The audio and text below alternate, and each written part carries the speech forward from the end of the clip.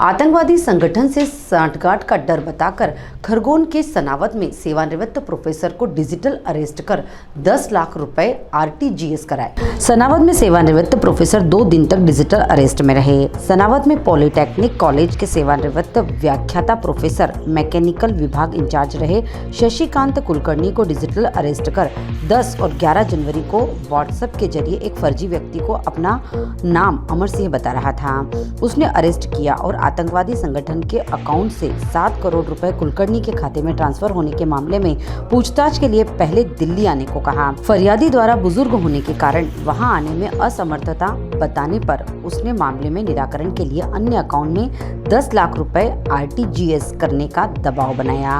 अपराधी ने बताया था कि दिल्ली में कुछ आतंकवादी पकड़ाए हैं और उनके अकाउंट से करीब 7 करोड़ रुपए की राशि ट्रांसफर की गई है और इस मामले में आप भी आरोपी हैं। प्रोफेसर फर्जी कॉल पर घबरा गए।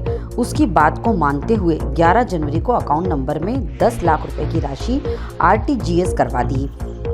कुलकर्णी ने बताया कि आरोपी द्वारा अभी भी फोन कर खाते को फ्रीज नहीं करने के बदले राशि की मांग की जा रही है। इस संबंध में साइबर सेल एवं वारंट तामील करने वाले विभाग से भी फोन पर चर्चा कर वस्तु स्थिति का पता लगाया, जहां से मालूम हुआ कि शशिकांत कुलकर्णी नाम से ऐसा कोई अपराध नहीं है और ना ही कोई आतंकवादी पकड़ा गया है और ना ही ऐसी कोई कार्रवाई दिल्ली पुलिस द्वारा की गई है।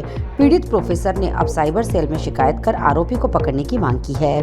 कुलकर्णी ने बताया कि उसके लगातार फोन आने के बाद ब्लॉक नहीं करने का मकसद यह है कि वह अभी भी यह समझ रहे हैं कि हम घटना से अज्ञान हैं। नंबर ब्लॉक नहीं किया है, वह साइबर सेल की कार्रवाई में वह कहीं न कहीं मददगार साबित होगा। इस घटना के बाद हम नागरिकों से अपील करते हैं कि किसी भी तरह से साइबर अपराध से बचते हुए डिजिटल अरेस्ट या अन्य फेक कॉल जिससे वह खुद या अपने परिवार के सदस्य को किसी तरह से फंसाने की कोशिश करने वाला झूठ बोले तो उससे सावधान रहें।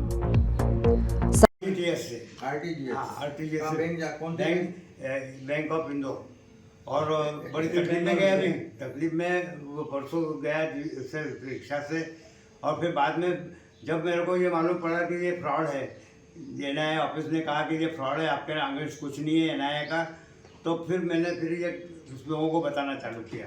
तब तक उन्होंने मेरे को कहा कि किसी को बताना मत, पिता पेमेंट का ट्रांसफर करा आपने? ये ट्रांसफर करा 12 तारीख को। कितनी राशि दी अपन ने? कितने पैसे दिए? 10 लाख। 10 लाख? वो तो और मांग रहे थे, पूरे एफडी तुड़वाई मेरी।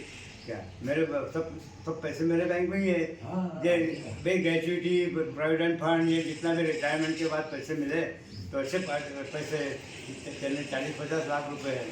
तो उनको सेविंग में जितने पैसे थे मेरे वो उन्होंने पूछे तो सेविंग के पैसे उन्होंने कहा कि ये आप इतने दे दो और बाकी का अकाउंट जो है वो कल देना।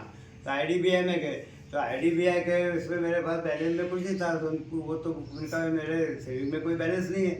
तो बोले आप आपकी एफडी तोड़वाओ। एफडी तोड़ाया, फिर वो बैंक वाले बोले सर क्या बात है आप एफडी तोड़ाए? मैंने कहा इसको सबको मेरे को समेटना है, एक जगह करना है। क्या उनके ये सब बैंकों में अलग अलग है। तो बोले कोई आप थोड़ा सा हिंट दे देता ना, हो सकता है कि मामला रुक जाता। नहीं तो सुनिए तो सर, वो बोले अश्विन पुरोहित बोले सर कोई फ्रॉड वार्ड तो नहीं है आपके साथ, कुछ हो रहा है क्या? तो मेरे को थोड़ा इंक्लिंग हुआ, फिर मैंने तुड़वा के वापस आ गया। सनावद से आशिक अली की रिपोर्ट।